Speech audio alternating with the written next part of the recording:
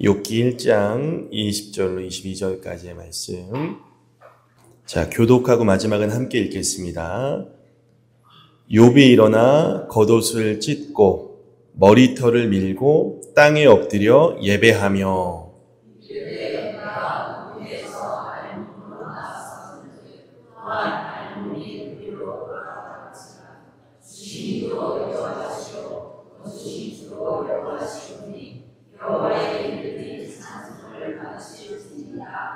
함께요.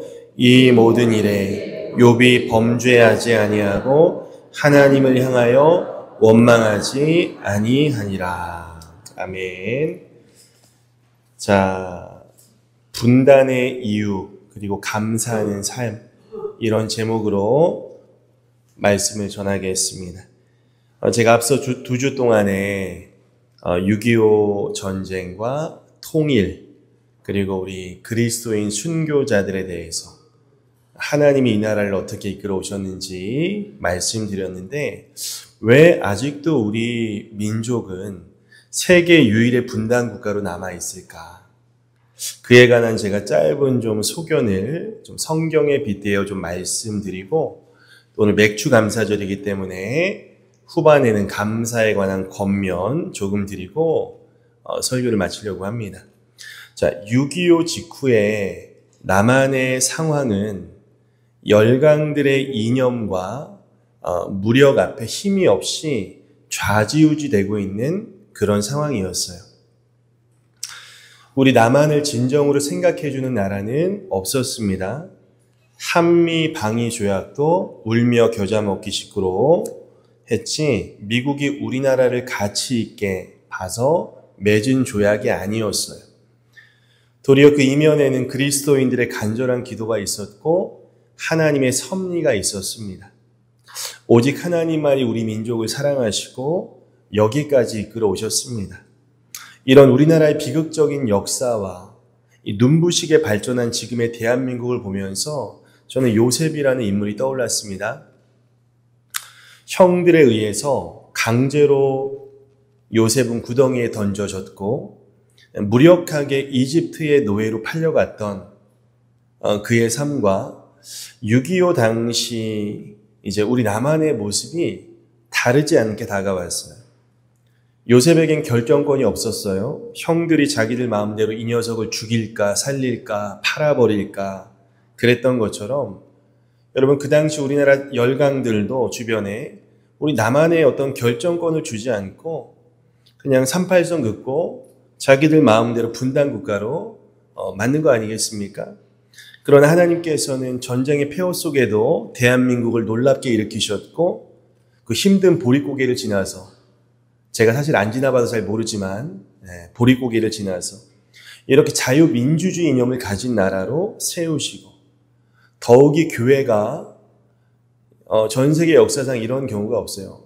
폭발적으로 성장하고 인구 대비 전 세계 모든 나라 중 가장 많은 선교사를 파송하는 나라가 되고 경제가 눈부시게 발전을 했습니다. 하나님이 대한민국에 복을 쏟아부어 주셔가지고 거의 모든 분야에서 세계적인 경쟁력을 갖춘 나라가 되었습니다. 최근에도 어쩌면 해피엔딩이라는 뮤지컬 작품이 토니상이라는 걸 받았어요. 이 토니상은 뮤지컬계의 오스카상이라고 불리죠. 6관왕을 했고, 우리나라는 1993년 소프라노 조수미가 그래미상을 탔고요. 그리고 기생충이라는 영화가 2020년에 오스카상을 탔고, 또 오징어 게임이라는 조금 잔인한 영화인데 에미상을 탔는데, 이번에 토니상까지 4가지 상은 미국 엔터테인먼트계에서 가장 주목받는 4대 상인데, 이것을 모두 석권한 나라가 한국이 거의 유일하다는 거예요. 사람들은 한강의 기적이라고 하지만 노벨 문학상도 받았네요. 한강이. 하나님이 보호하사, 정말 이 나라는 하나님의 은혜라고 생각합니다. 아시듯 전쟁 직후 남한은 북한보다 못 살았고 전 세계에서 가장 가난한 나라였어요. 아프리카 대륙보다 못 살았어요. 여러분, 그때와 비교하면 하나님이 이 나라를 얼마나 축복하셨는지 몰라요. 아무리 이야기해도 지나치지 않습니다.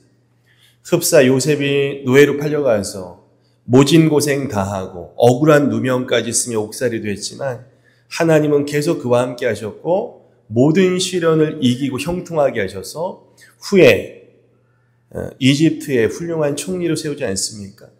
무명의 이방인 노예가 당시 고대 근동을 좌지우지하는 인물이 되어가는 이 과정이 우리나라가 전쟁을 이후에 걸어온 과정과 상당히 닮았다라고 저는 생각을 합니다. 정말 이리 치이고 저리 치이는 나라였지만 지금 전 세계에서 엄청 선한 영향력을 끼치고 있어요. 나중에 요셉이 이렇게 말하죠. 형님들은 나를 해치려고 했지만 하나님께서는 그것을 선으로 바꾸셔서 오늘날 수많은 사람의 생명을 구하게 하셨습니다. 형님들은 조금도 두려워하지 마십시오. 내가 형님들과 자녀들까지 보살필 겁니다. 복수하지 않고 따뜻한 말로 형들을 안심시켜요. 우리 민족도 어느 나라에 복수하고 이런 건 없는 것 같아요. 맨날 누가 쳐들어오긴 하는데 복수하지 않고. 일본도 사죄만 하면 용서하겠다. 사죄를 하지 않으니까. 북한에게도 여러분 얼마나 퍼다 줬습니까? 북한이 먼저 통일하자고 하는 거 맞습니까? 늘 우리가 통일하자고 매달리죠. 자, 요셉은 형들을 용서함으로 야곱의 온 가족이 다시 하나가 되어 그러자 야곱의 가족이 그때부터 하늘의 별처럼 바닷가의 모래알처럼 엄청난 생육 번성 충만의 역사가 일어났던 것이죠. 그래서 하나님은 이 시대에 요셉처럼 수많은 아픔을 겪었던 이 대한민국을 축복하시고 들어 사용하셔서 전 세계에 지금 선한 영향력을 끼치고 계십니다. 지금 세계 경제의 중심은 아시아로 넘어왔어요. 아직은 미국이 강하지만 한국, 중국, 일본, 대만 등등 그 중에 여러분 자유민주주의를 제대로 하는 동시에 더 중요한 거 예수님을 믿는 국민이 전체 국민의 15% 이상인 나라는 대한민국밖에 없어요. 저는 이 대한민국을 하나님께서 계속 사용하실 거라고 믿고 있는데 문제는 우리가 이제 등 따시고 배불러지니까 살만하니까 해외여행 얼마나 많이 가요. 추석만 되면 어머니 아버지께 안 보러 가고 그러니까 전쟁의 기억과 이런 하나님의 크신 은혜와 축복을 다 잊어버리고 이제는 교회가 쇠퇴하는 상황으로 가는 것이죠. 이럴 때일수록 교회란 무엇인가를 우리가 고민해 봐야 돼요. 교회는 세상의 빛과 소금이잖아요. 교회가 바로 서야 세상이 바로 서는데 지금은 세상이 교회를 걱정하는 상황이고 이 하나님을 경험한 우리 어른 세대가 자녀 세대에게 신앙의 유산을 물려줘야 되는데 지금 그게 안 되니까 다음 세대가 다른 세대가 되어가는 그런 상황이에요.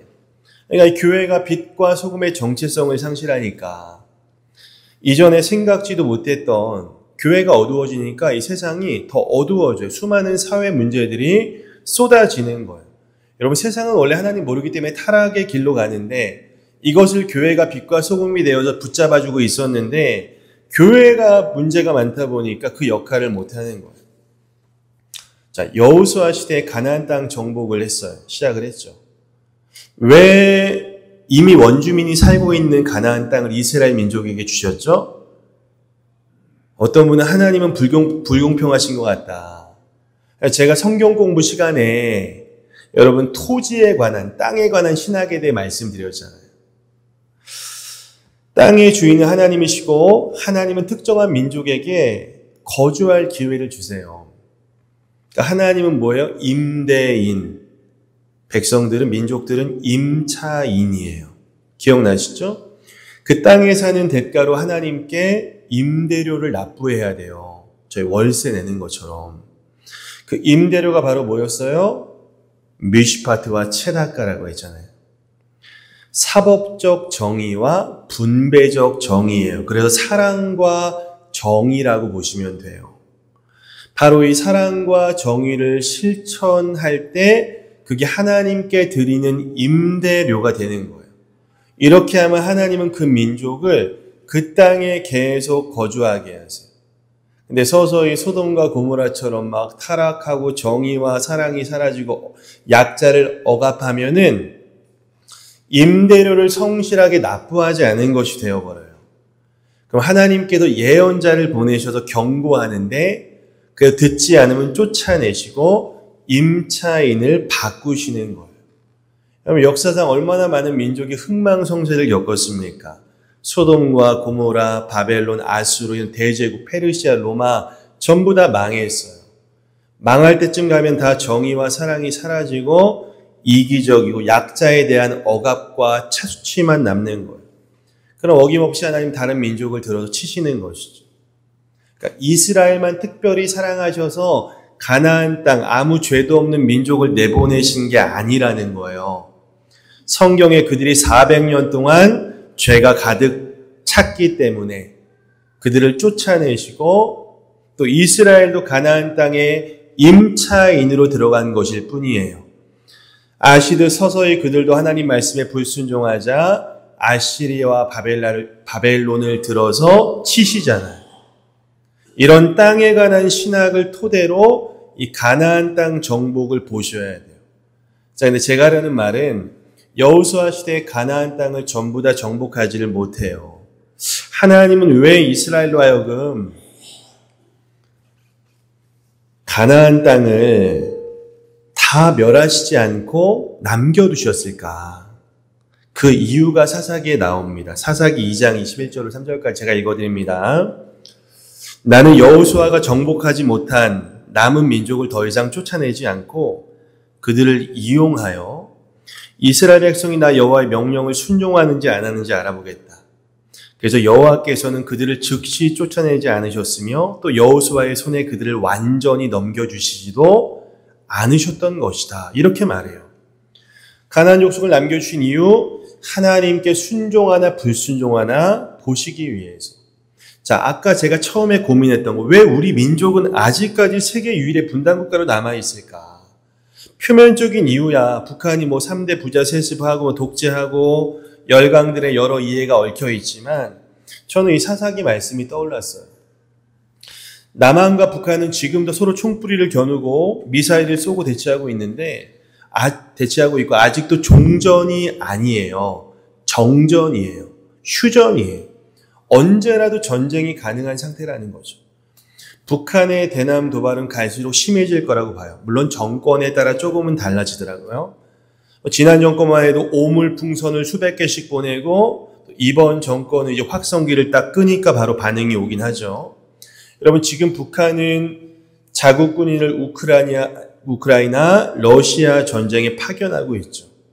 저는 이런 생각을 자주 하는데 우리 조국교회가 갈수록 쇠퇴하고 세상을 닮아가고 기도가 사라지고 다음 세대가 무너지면서 서서히 대한민국의 급속도로 타락하게 되고요.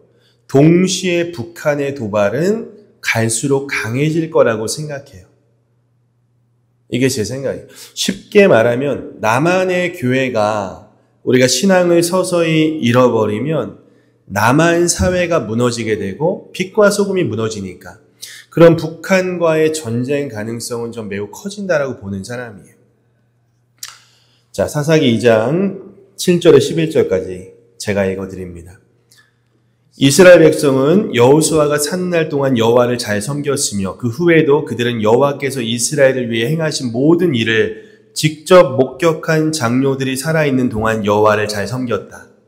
마침내 그 당시 사람들도 다 죽어 없어지고 새로운 세대가 일어났는데 이들은 여호와를 알지 못하고 여호와께서 이스라엘 위해 행하신 일도 알지 못하는 자들이었다.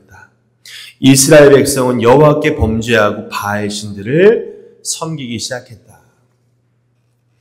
10가지 재앙으로 이집트에서 구원하시고 홍해를 가르신 그 하나님, 40년 동안 만나 매출하게 주시고 신발과 옷이 헤어지지 않고 또 여호수아 시대에 여러분 여리고성을 돌기만 했는데 무너지고 태양이 멈추고 그 하나님의 놀라운 역사를 이 새로운 세대는 모르는 거예요.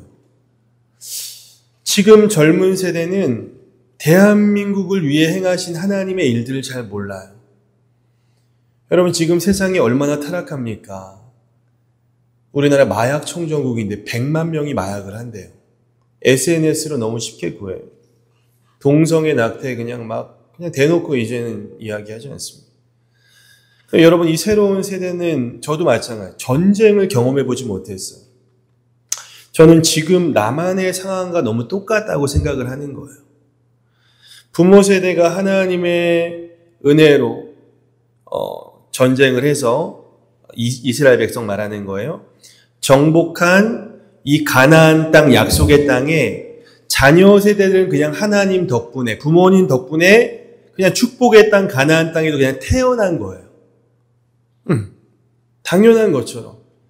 어떻게 하나님께서 부모 세대를 통해 이 땅을 정복했는지 자녀 세대가 모른다는 거예요. 지금 우리나라가 그런 상황이에요.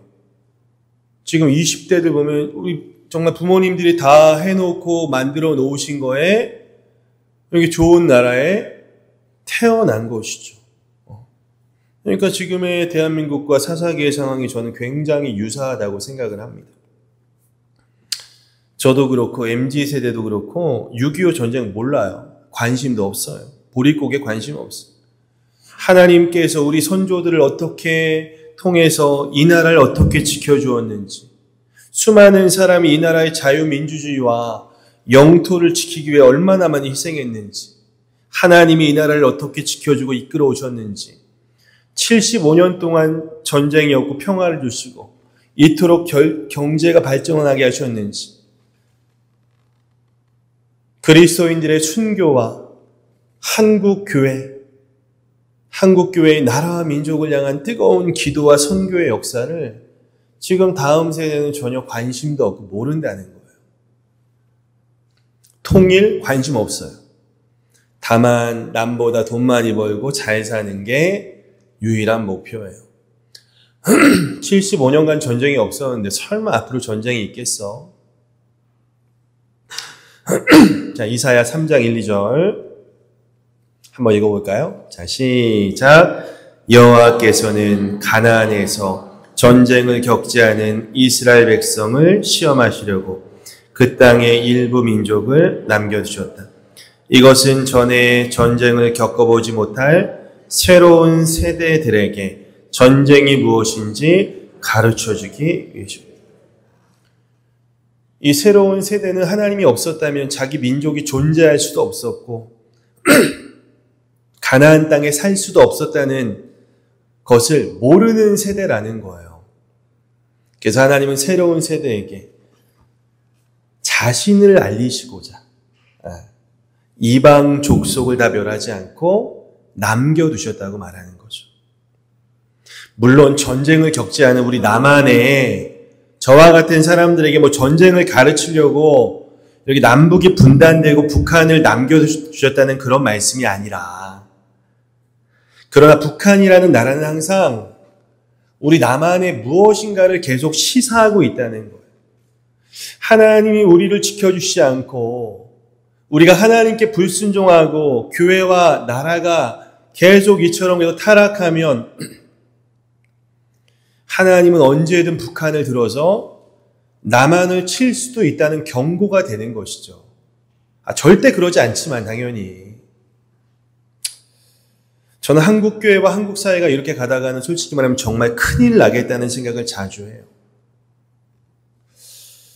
교회도 사회도 사람들이 너무나 이전엔 정과 낭만이 있었는데 너무 매정하고 이기적이고 사람들이 탐욕스럽고 돈 때문에 가족, 친구 죽이고 타락합니다.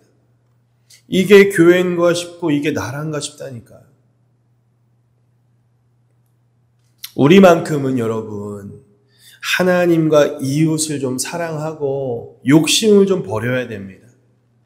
저는 우리가 하나님 잘 섬기고 이 나라도 정의롭게 잘 세워지면 북한이 아무리 도발해도 신경 안 쓸 것 같아요. 근데 그 반대의 상황이 지속되면 매우 불안합니다. 하나님께서 너희 그렇게 살면 안 된다. 내가 너희 오래 참고 있다. 돌이켜야 된다. 내 백성들아 깨어나라. 교회가 하나님 사랑하고 이 나라의 정의가 강물처럼 흐르면 남북이 통일될 수 있겠지만 그렇지 않으면 하나님은 우리를 깨우는 그런 도구로 북한을 사용하실 수 있다는 것이죠. 지금도 가끔 탄도미사일 날리잖아요. 그거 왜 쏘겠어요? 북한은 지금도 전쟁에 참여하고 있어요. 사사기를 통해 말씀하시잖아요. 하나님을 모르는 다음 세대가 하나님 버리고 바알 숭배하니까 그 남겨두신 이방 민족을 들어서 이스라엘 치시지 않습니까? 그러면 또 괴롭다고 하나님 찾아요. 내가 잘못된 길로 갔구나. 그럼 하나님은 또 사사를 보내셔서 구원하시고 평화 주시고 또 시간 흐르면 등 따시고 배부르니까 우상을 찾고 이 사이클 한 10번 반복돼요. 이렇게 하나님의 백성이 불순종하니까 이방 민족을 사용하셔서 그들을 징계하시더라. 이렇게 하나님을 모르는 세대에게 하나님 자신의 존재를 알려주시려고 또 순종을 배우게 하시려고 하는 거죠. 자, 6.25 전쟁 휴전 직후에 여러분 생각해 보세요. 6.25 전쟁이 3년 동안 끝났어요. 얼마나 많은 사람이 죽어요. 그리스도인들이 그 당시에 얼마나 목숨 걸고 기도했는지 몰라요. 그때부터 철야가 시작된 거예요. 저 북한을 늘 주시하면서 깨어 있으면서 다시 쳐들어올지 모르니까 언제. 휴전이니까. 우리는 하나님 없으면 살 수 없는 민족이다. 새벽마다 기도하고 밤새 철야하면서 하나님께 매달리면서 그때부터 나라 민족을 위해 그토록 기도했던 거예요. 실제로 50년대부터 90년대까지 기독교가 폭발합니다.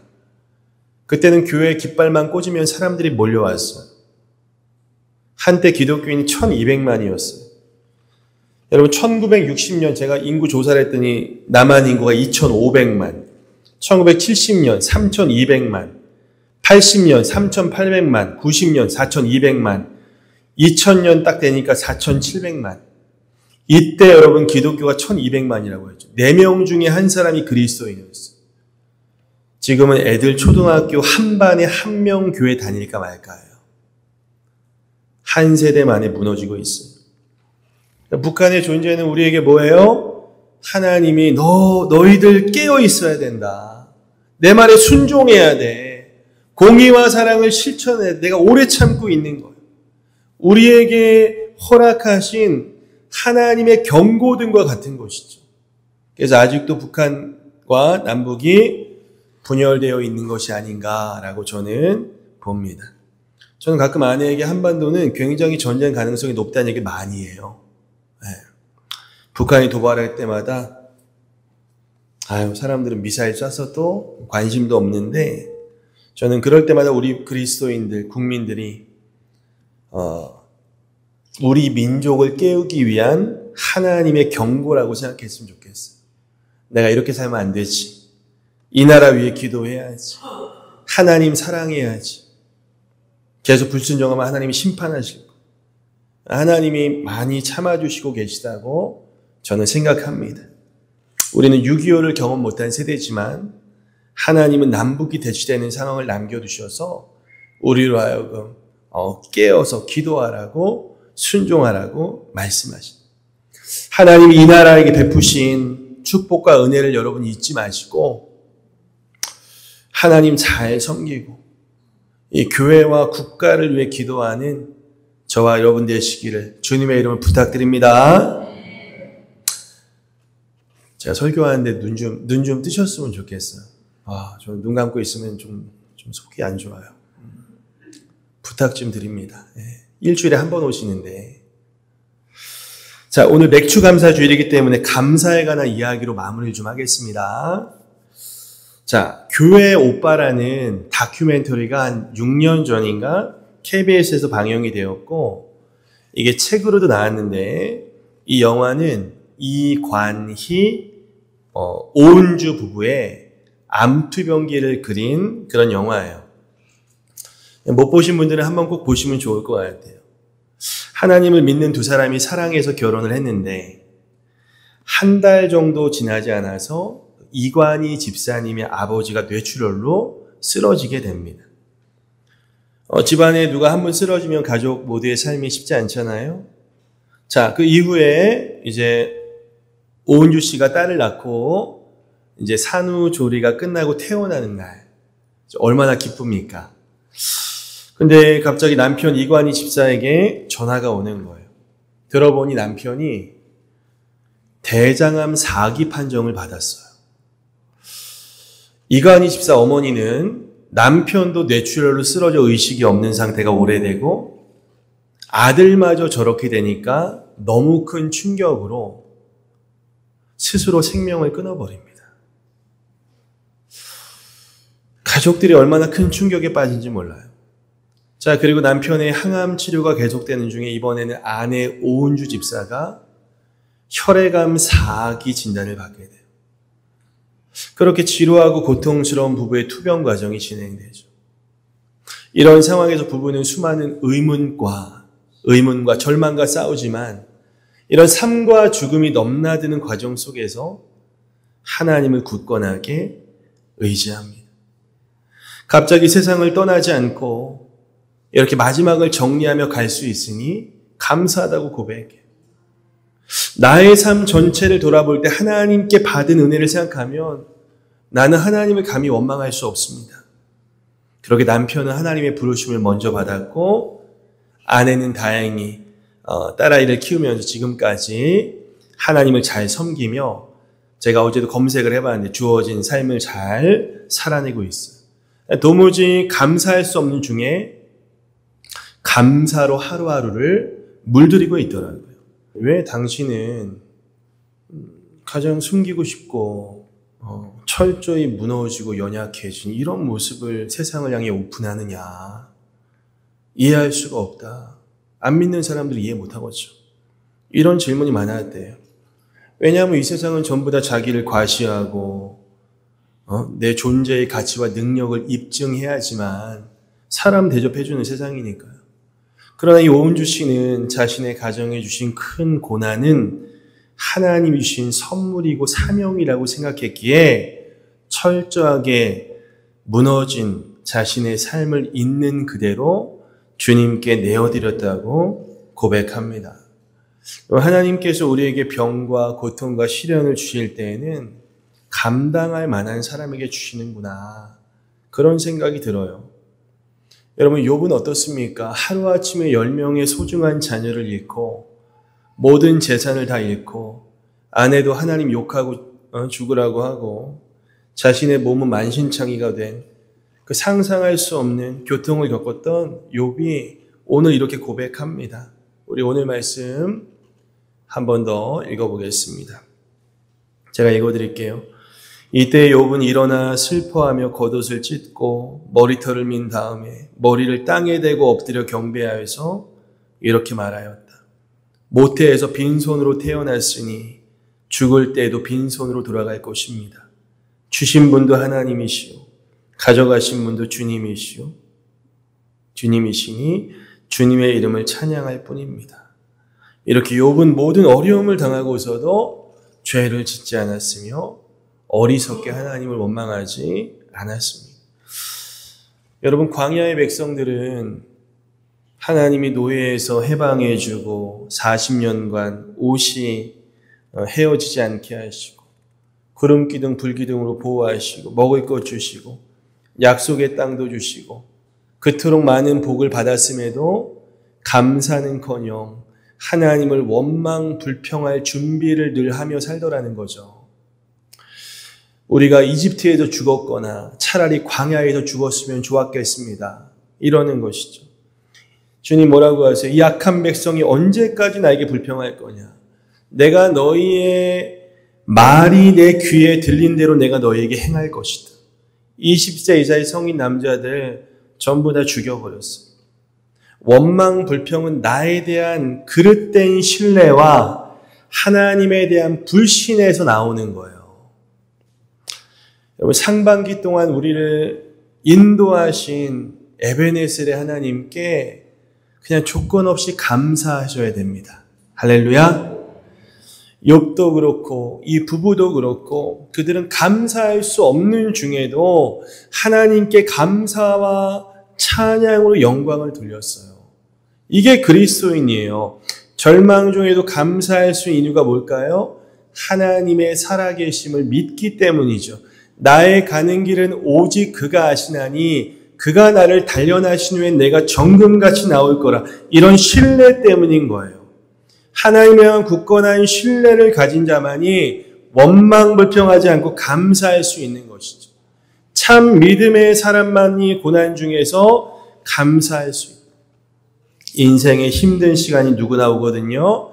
그때도 하나님이 나와 함께 하셔. 하나뿐인 아들을 나에게 주심으로 나에 대한 사랑을 확증하셨어. 어떤 것도 하나님의 사랑에서 나를 끊을 수 있는 것은 없어.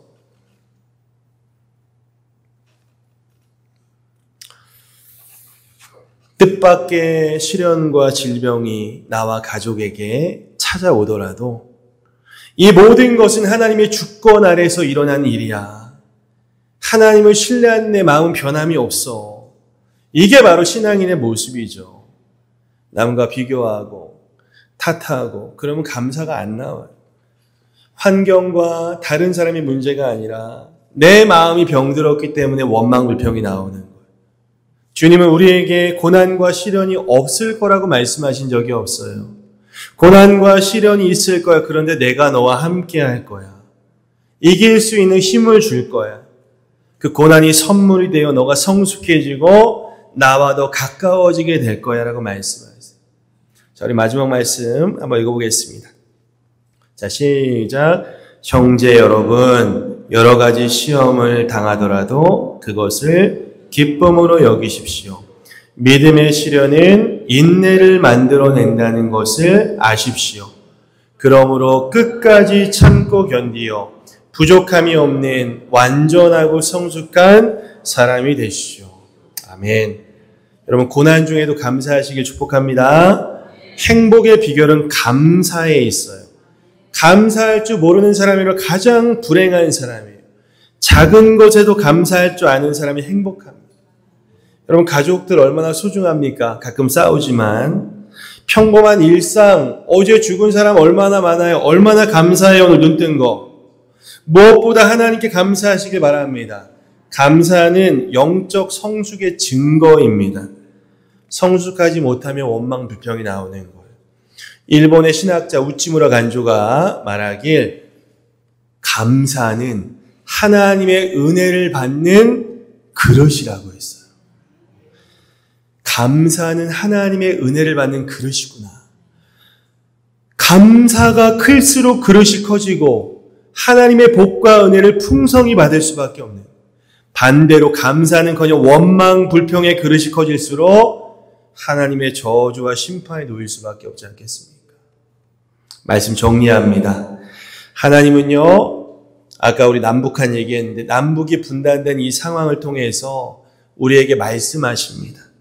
너희 신앙생활 잘해야 돼. 나를 사랑하고 우리 민족과 대한민국, 북한을 위해 기도해야 된다는 거예요. 자, 그리고 오늘 맥주감사절. 하나님은요, 감사하는 사람을 찾고 계십니다. 여러분, 당연한 건 아무것도 없어요.